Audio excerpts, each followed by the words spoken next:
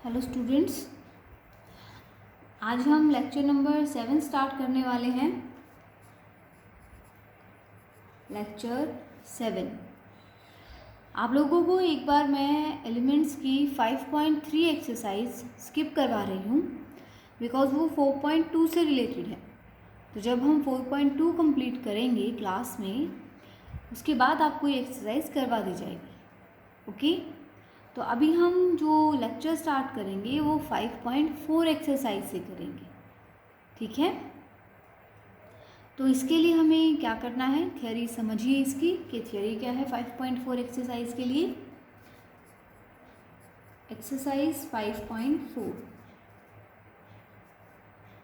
Suppose हमारे पास कुछ equations हैं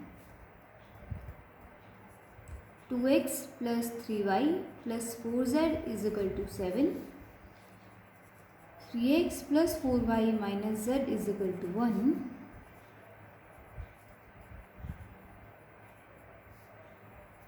ओके। इन इक्वेशंस को हमें सॉल्व करना है। तो हमने 10th में मेथड पढ़े हुए हैं कि इक्वेशंस को सॉल्व करने के लिए हम एलिमिनेशन मेथड यूज़ कर सकते हैं कि जैसे यहाँ से z के कोफिशिएंट सेम बना दिए, इन दोनों को लिया पहले, z के कोफिशिएंट सेम बना के x और y में इक्वेशन निकाल दी, फिर इन दोनों इक्वेशंस को लिया, z के कोफिशिएंट सेम बना के x और y में यहाँ से एक इक्वेशन और सॉल्व कर दी, फिर दो इक्वेशंस हमें x y में मिल जाएंगी, एक तो यहाँ से मिलेगी और एक यहाँ से, एक यहाँ से मिल गई, एक यहाँ से, x एंड y में।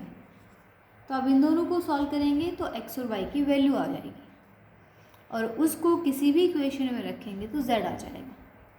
ये एलिमिनेशन एंड सब्स्टिट्यूशन मेथड हुआ हमारे पास। ओके, एलिमिनेशन मेथड हमने यूज़ किया है यहाँ पे, एलिमिनेट करते रहेंगे और x y की वैल्यू निकाल देंगे, देन सब्स्टिट्यूट करके वो वैल्यूज़ z की वैल्यू निकाल देंगे। ये तो नॉर्मल मेथड है जो हम 10th क्लास में पढ़ते थे।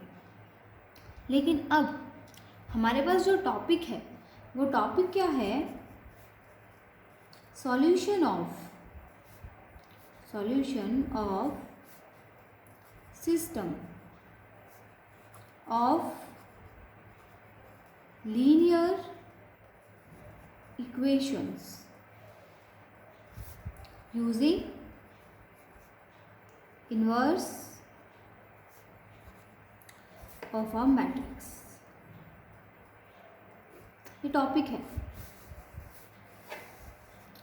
हमें सॉल्यूशन करना है सिस्टम ऑफ लीनियर इक्वेशंस का using inverse of a matrix. तो पहले हमें समझना है कि सिस्टम ऑफ लीनियर इक्वेशंस क्या होता है। System of linear equations, suppose consider, हम इक्वेशन कंसिडर करते हैं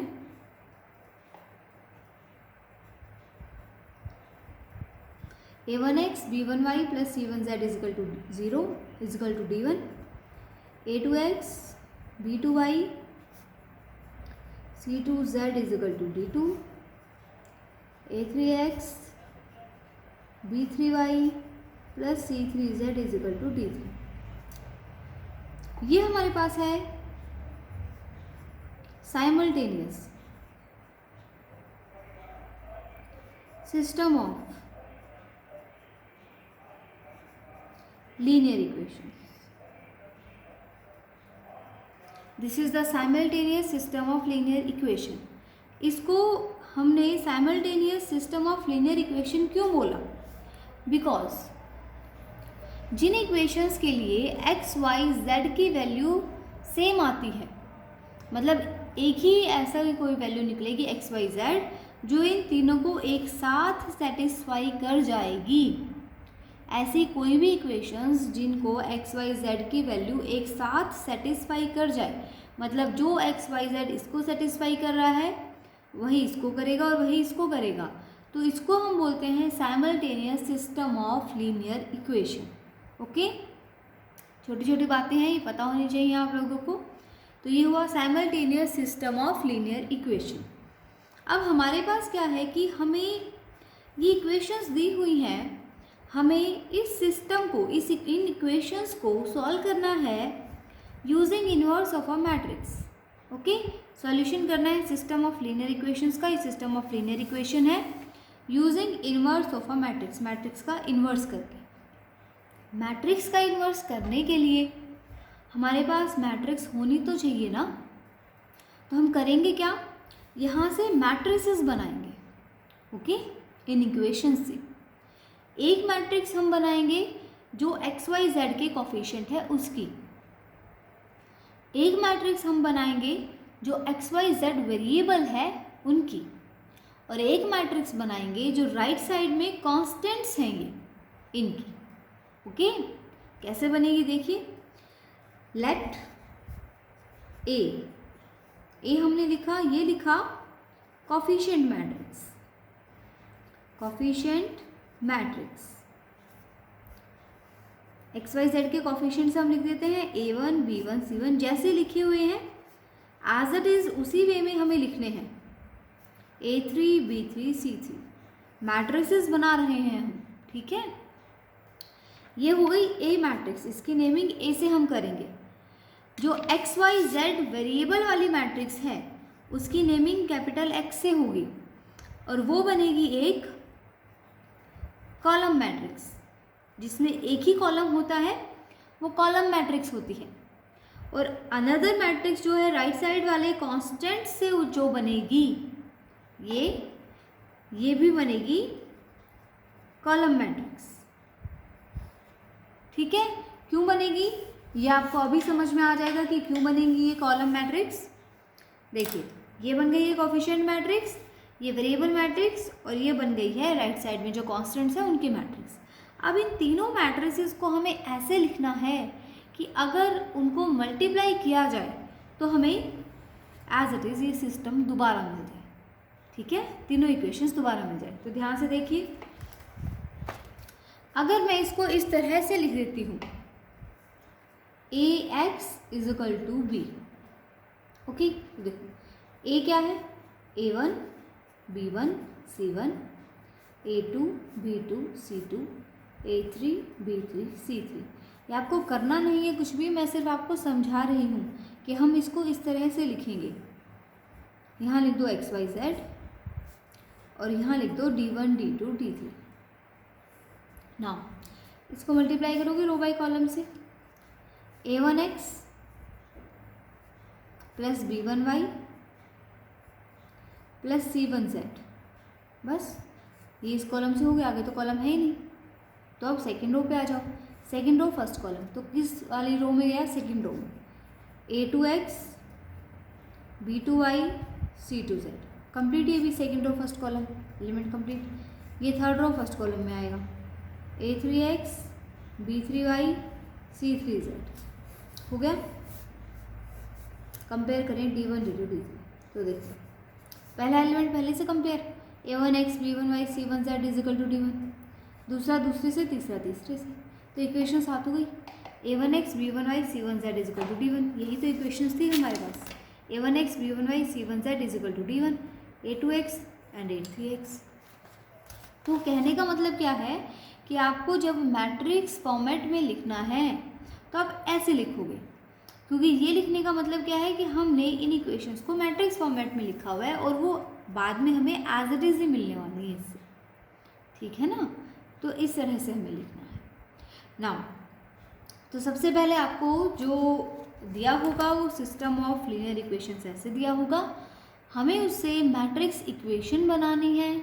जो मैट्रिक्स इक्वेशन होती है वो मैट्रिक्स इक्वेशन ये वाली होती है, मैट्रिक्स फॉर्मेट में है, इक्वल टू के दोनों साइड मैट्रिक्स है, तो ये मैट्रिक्स इक्वेशन हुई, ठीक है ना। नाउ अब हमें करना क्या था, सॉल्व करना था ना उन इक्वेशंस को। सॉल्व करने का मीनिंग क्या होता है कि जो हमारे पास अननोन्स होते हैं ये एक्स वाई जेड, हमें ये सॉल्व करना है।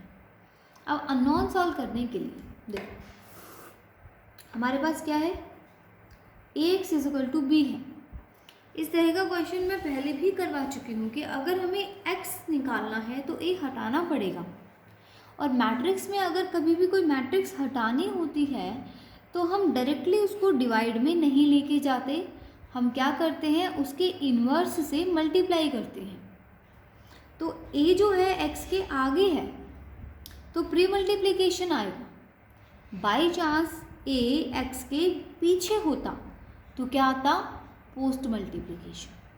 समझ रहे हैं बात को? By A inverse. ओके, लेकिन इन्वर्स से मल्टीप्लाई करने से पहले चेक ज़रूर करना है कि क्या इन्वर्स एग्जिस्ट भी कर रहा है या नहीं। ओके, दैट मीन्स क्या डिटर्मिनेंट ए ज़ीरो है या नॉन ज़ीरो। तो पहले आप यहाँ डिटर्मिनेंट ए चेक करोगे। Suppose determinant A non zero आ रहा है, this implies A inverse exist. तो इनवर्स एग्जिस्ट हो गया। Now pre multiply by A inverse in equation first में करेंगे हम। तो A inverse A X, A inverse B. Question आपको इसी तरीके से करना है, इसलिए मैं बता रही हूँ आपको। ये बन जाएगा हमारे पास identity A inverse B, identity into X. Identity को किसी भी मैट्रिक्स से मल्टीप्लाई करो, मैट्रिक्स एज इट इज आती है, तो ए इनवर्स बी। तो ये आ गया सॉल्यूशन। ए इनवर्स तो हमें निकालना आता ही है, वेयर ए इनवर्स का फॉर्मूला क्या होता है, 1 upon determinant A adjoint of A. ये यूज़ करेंगे हम, यहाँ रख देंगे। बी मैट्रिक्स हमें पता ही है, राइट साइड वाली है ये। तो इस तरह से हमें क्या करना है, जो system of simultaneous linear equations दिया होगा, इस तरह से दी होंगी, उसका सॉल्यूशन करना है। एक्स वाई जेड निकालना है using inverse of a matrix. देखो, using inverse of a matrix, ये कर तो दिया इनवर्स ऑफ अ मैट्रिक्स। समझ गए बात को? इस तरह से करना है। इस एक्सरसाइज में थ्योरी है, काफ़ी है, लेकिन पहले जो ये बताया है इसके बेसिस पे जो एग्जांपल्स हैं हम वो करते हैं। ठीक है, एक एग्जांपल आपको करवाती हूँ मैं पहले। सपोज हमारे पास क्वेश्चन है, क्वेश्चन फर्स्ट जो है हमारे पास,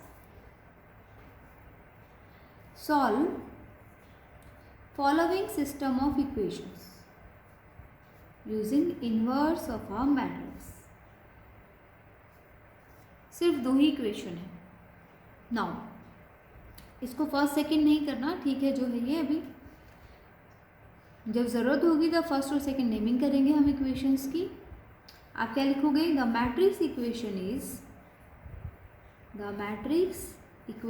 is A X is equal to B, फिर ए मैट्रिक्स जो एक्स वाई के कोफिशिएंट्स हैं उनकी, एक्स मैट्रिक्स जो वेरिएबल्स हैं उनकी, और बी मैट्रिक्स जो राइट साइड में कांस्टेंट्स हैं उनकी। नाउ ये आपने लिख दिया। हैंड टू हैंड चेक कीजिए कि डिटर्मिनेंट ए क्या है। 5 - 4 = 1 not equal to 0। This implies A inverse exist. This implies A inverse exist. A inverse exist कर गया हमारे पास। Now this implies given matrix equation first has a unique solution given y। इसका solution कैसे निकालेंगे हम, x = डायरेक्टली लिख देंगे ए इनवर्स बी। बताया तो था मैंने, ए इनवर्स से प्री मल्टीप्लाई करेंगे ना बोथ साइड, तो प्री मल्टीप्लाई करने पर ये आइडेंटिटी बन गया, x आ गया ए इनवर्स बी। डायरेक्ट आप लिख सकते हो, अगर आपको प्री मल्टीप्लाई करके दिखाना है तो वो भी कर सकते हो। तो ये आ गया सॉल्यूशन। इस सॉल्यूशन के लिए हमें निकालना क्या पड़ेगा, A inverse. To find A inverse, A inverse के लिए डिटर्मिनेंट तो निकाल चुके हैं, एडजॉइंट निकालना है। यहाँ ए 2/2 की मैट्रिक्स है, आप एडजॉइंट डायरेक्ट भी निकाल सकते हो या फिर सारे कोफैक्टर निकाल के भी, कैसे भी कर सकते हो। A1 1 5, A1 2 -2, A2 1 -2 and A2 2 1। Now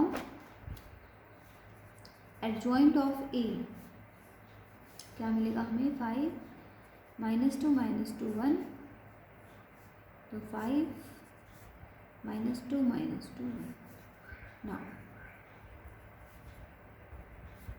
A inverse 1 upon determinant A adjoint of A 1 upon determinant हमने निकाला था 1, तो 5 -2 -2 1.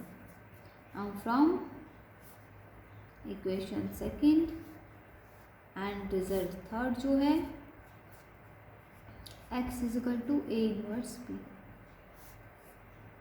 ए इनवर्स हमने लिख दिया एंड बी मैट्रिक्स हमारे पास क्या है 4 9.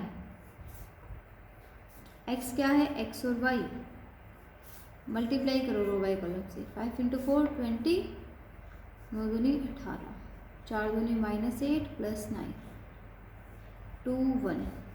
नाउ अब कंपेयर करो इसको इससे. दो मैट्रिक्स इक्वल होते हैं, करस्पॉन्डिंग एलिमेंट्स इक्वल होते हैं ना, तो x आ गया 2 और y आ गया. तो ऐसे करना है. समझ गए बात को? ओके ठीक है.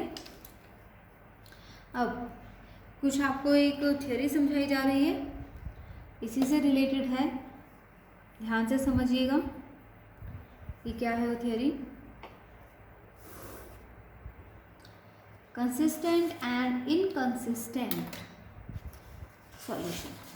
कंसिस्टेंट एंड इनकंसिस्टेंट इक्वेशंस जो होती हैं हमारे पास, कंसिस्टेंट एंड इनकंसिस्टेंट इक्वेशंस. देखो सबसे पहले हमारे पास कोई भी इक्वेशंस जैसे दे रखी हैं, a1x b1y c1z. कंसिडर हम इक्वेशन लेते हैं a1x b1y c1z equal to d1, a2x b2y c2z equal to d2, a3x b3y c3z equal to d3. System of linear equation है ये. Okay, simultaneous linear equations. Now अब कोई भी X Y Z की value जो इसको simultaneously तीनों को एक साथ सेटिस्फाई कर जाए वो इसका सॉल्यूशन होगी, सॉल्यूशन हो जाएगी इसका. अब हमसे पूछा गया है कि ये सिस्टम ऑफ इक्वेशंस कंसिस्टेंट कब होंगी और इनकंसिस्टेंट कब होंगी. ठीक है ना.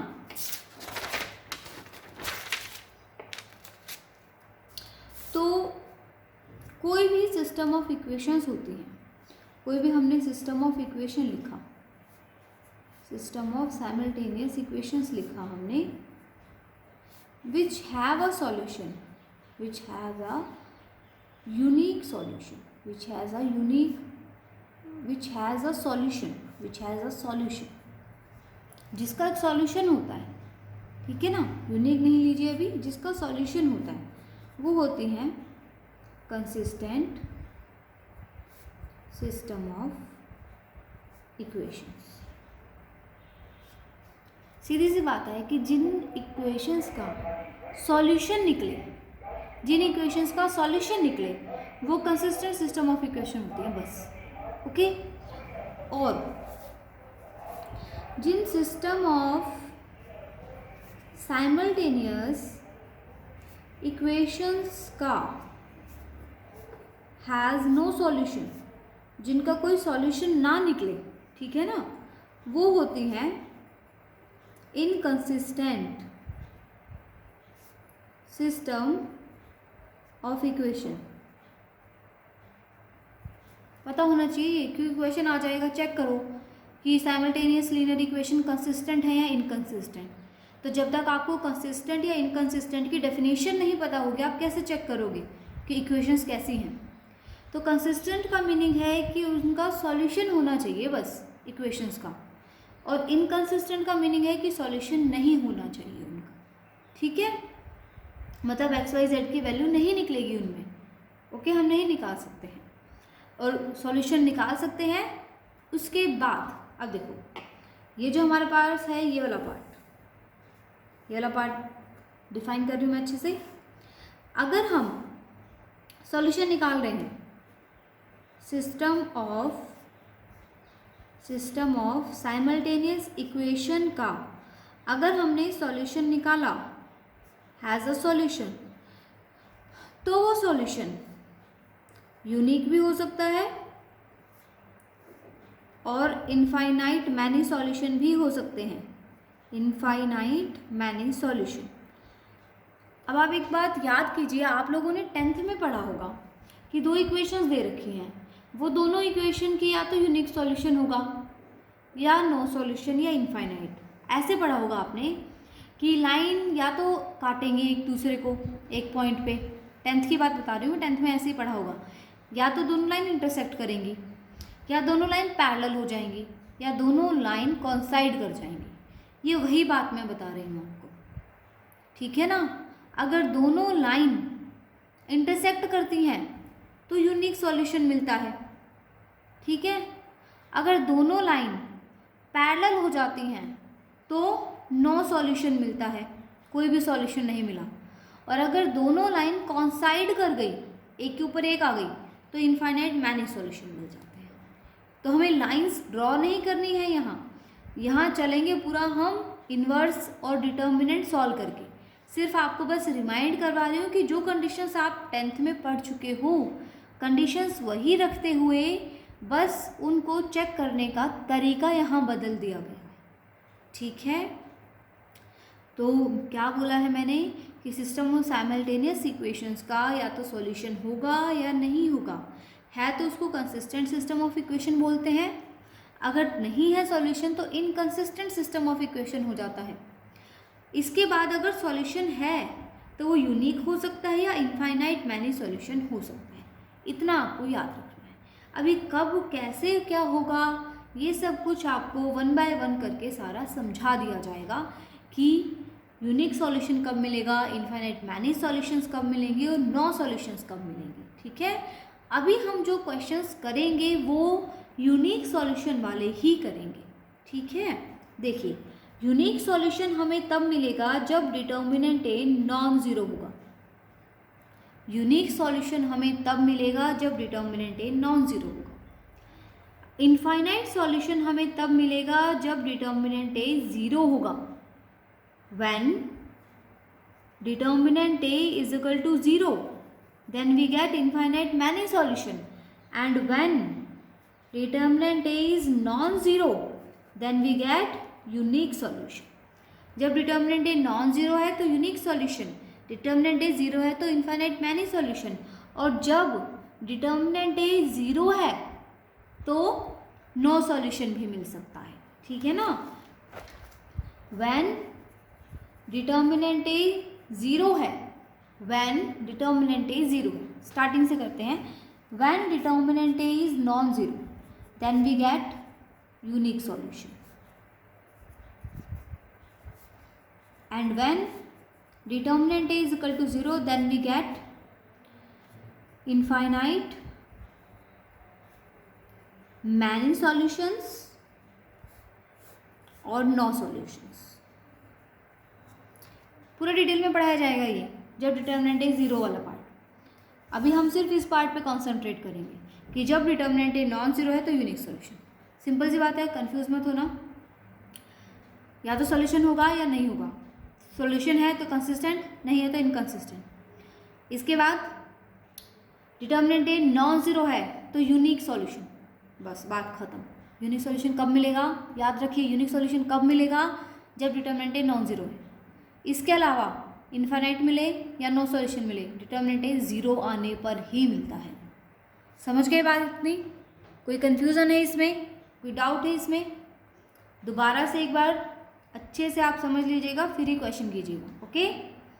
तो ये जो थियोरी है यहाँ तक की यूनिक सॉल्यूशन वाली वो कंप्लीट हो गई कि यूनिक सॉल्यूशन हमें कब मिलेगा, ओके, जब डिटर्मिनेंट ए नॉन ज़ीरो है। तो अब हम सारे वही क्वेश्चंस करेंगे जिनमें डिटर्मिनेंट ए नॉन ज़ीरो है। ये वाला कॉन्सेप्ट बाद में किया जाएगा जब डिटर्मिनेंट ए ज़ीरो होगा। जब किया जाएगा तभी इसके बारे में डिटेल में पढ़ाया जाएगा, इसी एक्सरसाइज में ही है, ठीक है। समझ गए बात को?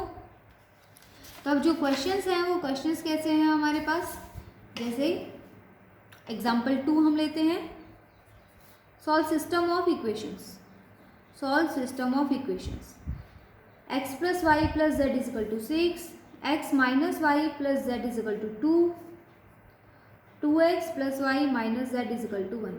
देखो, इन्वर्स ऑफ अ मैट्रिक्स से करना है, कभी एलिमिनेशन मेथड से करने लग जाओ इसको, ठीक है। आपको क्या करना है, द मैट्रिक्स इक्वेशन इज, हम ये कॉन्सेप्ट पे चल रहे हैं बस।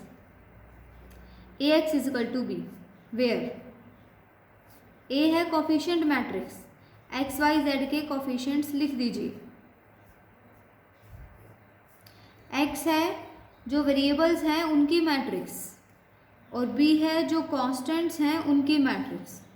ठीक है। नाउ सबसे पहले क्या चेक करना है, डिटर्मिनेंट ए। सबसे पहले ये चेक करना है, नॉन ज़ीरो तो यूनिक सॉल्यूशन, ज़ीरो तो डिवाइड हो चुका है ये दो पार्ट्स में, फिर बाद में देखेंगे। तो डिटर्मिनेंट ए चेक करते हैं हम पहले। डिटर्मिनेंट ए, डिटर्मिनेंट चेक करने के लिए डिटर्मिनेंट फॉर्मेट आपको लिखना है। मैं बहुत बार ये बात बता चुकी हूँ। डिटर्मिनेंट मिलेगा 6 which is not equal to 0। This implies A inverse exist, A inverse exist हो गया, एंड सिस्टम ऑफ इक्वेशन, जो गिवन सिस्टम ऑफ इक्वेशन है, has a unique solution given by. लिखना है आपको ये कि उसका यूनिक सॉल्यूशन मिलेगा। क्या मिलेगा, x is equal to A inverse B. कैसे आएगा बता चुके थे ना, ए इनवर्स से प्री मल्टीप्लाई कर देंगे हम बोथ साइड और वैसे मिल जाएगा। तो अब इसके लिए निकालना क्या है, A inverse. Now to find A inverse, adjoint निकालेंगे। A11 कोफैक्टर 0 आ जाएगा, A12 3, A13 भी 3, मैंने बहुत अच्छे से निकालने सिखा रखे हैं।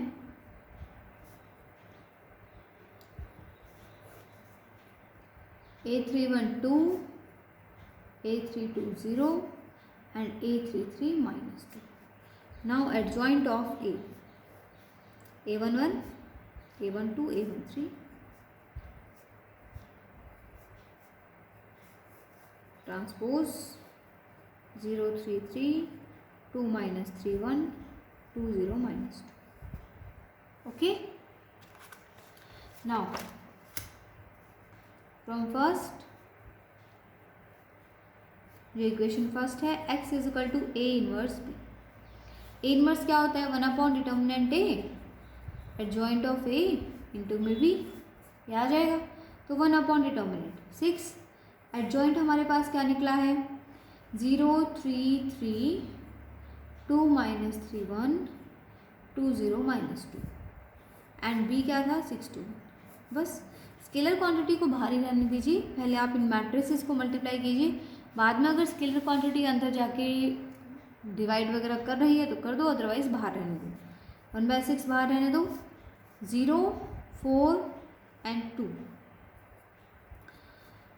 18 6 प्लस में 0, 18 + 2 -2, 1/6 6, देन मिलेगा 12, देन मिलेगा 18। अब 6 से डिवाइड हो रहा है, अब 6 अंदर ले जाओ, 1 2 3।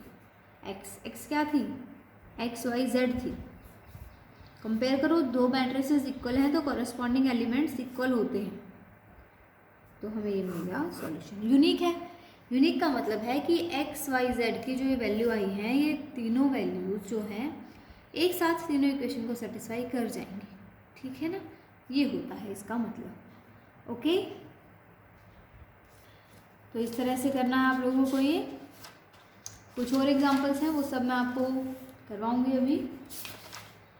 तो ये वाला लेक्चर यहीं पे ओवर करते हैं।